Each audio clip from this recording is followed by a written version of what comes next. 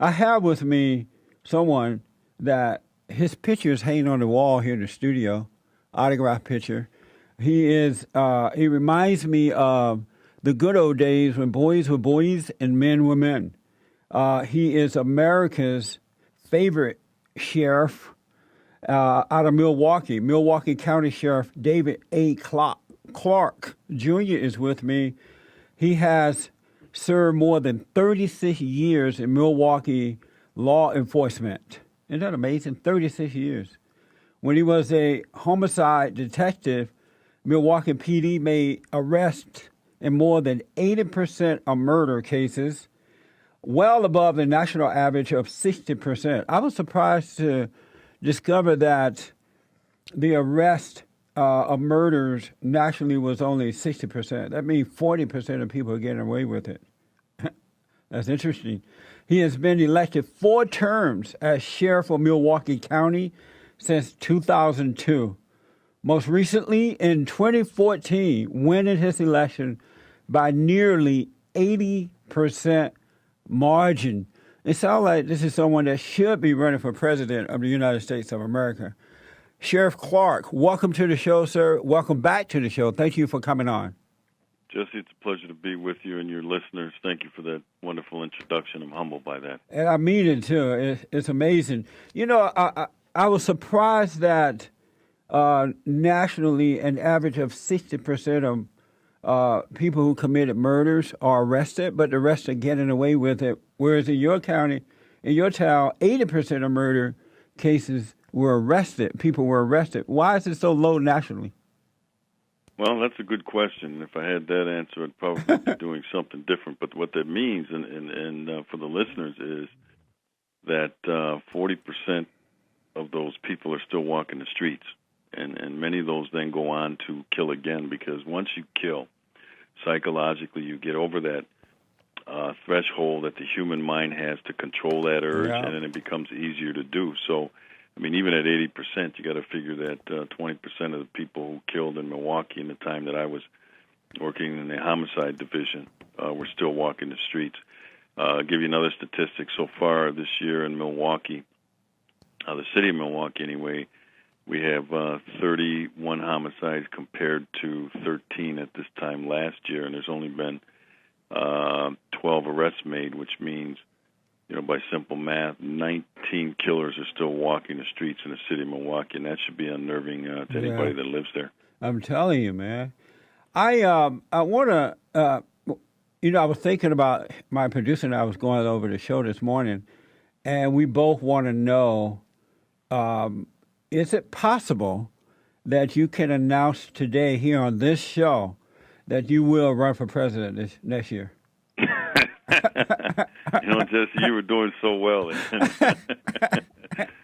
I take life one step at a time. Obviously, that would be a huge leap for something like that. I never say never, and I don't mean that I'm thinking of running for president, but I'm talking in terms of another office. But that's never been my career goal. It's never been my life goal to continue to run for some higher office. It's to do the best job that I can and serving the people of Milwaukee County. It's my hometown, by the way. I've grown up there and been there my whole life, and it's been an honor to work in this honorable profession, keeping my community safe and doing something that really matters in terms of our society, public safety. So, I'm doing good here, and the landscape changes every day, and we'll see what happens in the future. That's right. I want to take this discussion in a different direction today. I've seen you all over the media all the time talking about what's going on. And I grew up in Alabama under the Jim Crow laws. I grew up on a plantation. I had to work the cotton fields and plant the crops and bring them, harvest them. We lived in a wood house with the bathroom outside. I had to get up every morning and milk the cow before going to school, catching the bus at 7 a.m. to go to school. I didn't grow up with black Americans around me hating folks and, robbing and stealing and killing. We didn't have black leaders. My grandfather and my grandmother were my examples. I didn't, we went to all black school, but we still were not taught to hate white Americans. And I was telling some friends of mine the other day that in my class there were 18 people who graduated from high school, and because there was only 18 in the class, we all graduated, and all of us did well in life, whatever well can be. You know, we were not relying on someone else to do. Some went to college, some started businesses, they're professionals, some are even retired right now. So we didn't have all this stuff that Black Americans are dealing with today. What I want to know from you, because you're younger than I am, I want to know a little bit about you and how have you been able to hold on to character and judge people based on that and not color and just, make it in this world. And the reason I want to know that because I want other blacks and others to hear it and hope to encourage them to turn their lives around. Sure, and it's pretty basic. I come from a two-parent household, loving mom and dad, who grew up in, when they were children, some of the same conditions that you talked about. And, my dad served in the United States Army. He was an airborne ranger, and when he served in the U.S. Army, the Army was segregated. So my father was defending this country. He fought in Korea. He had several combat jumps under fire, and so he was serving a country who still treated blacks as second-class citizens, but he did so because he knew that one day this country would, as Dr. Martin Luther King so eloquently said, would live up to the meaning of its creed, and that his children would have it better than he did. So we were raised in a Christian home, and went to Catholic schools, grade school when I was a kid, and prayer was a big part of that. We prayed before meals, stuff like that. Stuff that now is just is taboo. But the thing is, we were taught to forgive, and we were taught, not to forget. And there came a point in time in my life, excuse me, Jesse, where I forgave America for the past sins of slavery. I didn't say forget. I said I forgave. And the reason I forgave is because the God that I prayed to sent the Son down here who hung on a cross, and before he breathed his last breaths, looked up to the heavens and said, Father, forgive them, for they know not what they do. Exactly. And he set the example. And if I apply that to that point that I came in my life, I kind of said the same thing, maybe not in that manner, but I, said, God, forgive America for what they've done in terms of this evil institution called slavery. And the reason I did that, Jesse, is because I knew that if I was going to participate in the mainstream, if I was going to participate and go out there and seize opportunity and latch on to everything that this great country has to offer, I was going to have to let go of that emotional baggage, because I knew that as long as I had that in the back of my mind and I had this resentment and bitterness about it, that I was not going to be able to fully develop and, go on and reach my God-given potential. Wow. Sheriff, for the last 25 years, my nonprofit has been trying to, and we have been rebuilding the family by rebuilding the man. When God caused me to drop my anger toward white Americans, and I forgave, and he made me free, and I realized that if we could get all people, but especially men, and especially black men, to turn back to God and love him and with all their heart, soul, and might, get married if they want to have a family or raise their children with, the husband and wife, that things would work out well. You still have challenges, but you will overcome them. And I noticed that a lot of black people are very angry, and in that state of anger, they are being used by so-called black leadership from Obama on down, NAACP, Eric Holder, and others. They are deliberately keeping blacks in a state of anger, which is keeping them down. And we have been trying to warn them of that for years now. First, I want to know from you, what do you think, and I know it has something to do with power and wealth too, but is there anything else that's motivating the black so-called leadership to control black Americans for their personal gain? And how do we really get blacks to see that so they can turn away from it? Sure. This race hustling is, we're experiencing right now, and we have for a long time. It's become a cottage industry. I think you know that. Yeah. There's money to be made. There's fame to be gained. There's political power to be had. And these individuals, like you said, the so-called black leaders, are acting like pimps. And what they're doing is they're pimping these communities. They know that individuals who are struggling, and yeah, sure, they're bitter about the way some of the things that have gone on in life that aren't fair, but they're exploiting that and turning that mindset into anger and rage, toward white America. And I say shame on them, because life is not fair at times, and it's not fair for everybody. I mean, how would you like to be told by a doctor that you have terminal cancer? That's not fair, right? Right. And one of the first emotions you go through when something like some catastrophic thing happens, or like your child dies, is anger and rage. That's part of the process, but you have to get over that, as you know as well. And so instead of helping people get over that sort of thing, and like I said, I got to keep saying this, not to forget it, but to forgive, means you're going to have that mental block in your head, that emotional baggage that I talked about, that is going to be a hurdle you're not going to be able to overcome. So, the thing that I think religion does, the thing that faith does, is it gets at the heart of forgiveness. Yes. And that's where it starts. Yeah. You have to forgive with anything. If you're in a relationship and the trust was violated, or the person you're in that relationship with does something that upsets you, and I mean, those things are going to happen, but that thing will not move forward and won't progress as long as there's this resentment and bitterness about what happened. And it's a hard thing to do, trust me.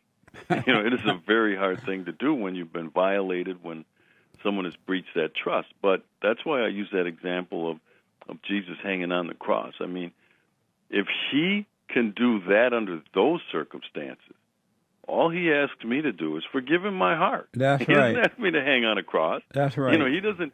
And so I use, my faith. I use, and I wear my faith on my sleeve. Yeah. But I use those things to guide me, to help me through some of these very difficult emotional situations. And that's not what's going on in the black community with the so-called black leadership. They're actually exploiting their own people and our own people. I didn't grow up with that hatred toward white Americans. It only happened when I moved here to L.A. at the age of 18, and I started listening to Jackson and Sharpton. I mean, not Sharpton at the time, but Louis Farrakhan and others, and I believed into that lie. And it lasted for a long time, and it didn't change until I personally started to question things, such as, if white people are holding us back, why is it that they're not holding Jackson and others back and their families? And I asked God to let me see what was wrong with me. How come I'm struggling within myself? And he allowed me to see that it was that anger, and then that caused me to forgive. And, I don't see that happening until black Americans who are angry start to look at themselves, so they can kind of break away from that color thing that binds them to Obama and others. When they look at themselves, they'll see that it's a spiritual battle. It has nothing to do with color. It's a warfare between good and evil. But what I want to know, do you think that the so-called black leaders that are deceiving their own people, is that evil or what? I think it is, because I think anytime that you use people, that you exploit people who maybe can't think as critically, right, and can't process some of the stuff themselves, peel layers back, drill down into the nonsense that they're fed, they're easily swayed. When you take advantage of people like that, I think it's a sin. I want to touch on something that you just talked about. The last frontier to be conquered in terms of black Americans is in our minds. Yes. Because a lot of these other hurdles have been dismantled. Yeah. And I'm not here to suggest that racism doesn't exist, that discrimination doesn't exist.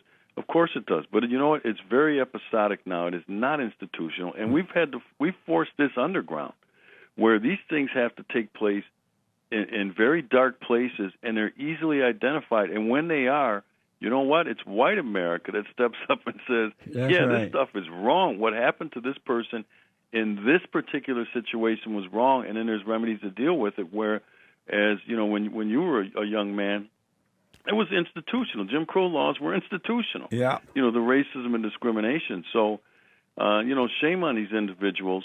They're exploiting their position, their leadership, or their positional situation of being influential, and they're not doing it for good.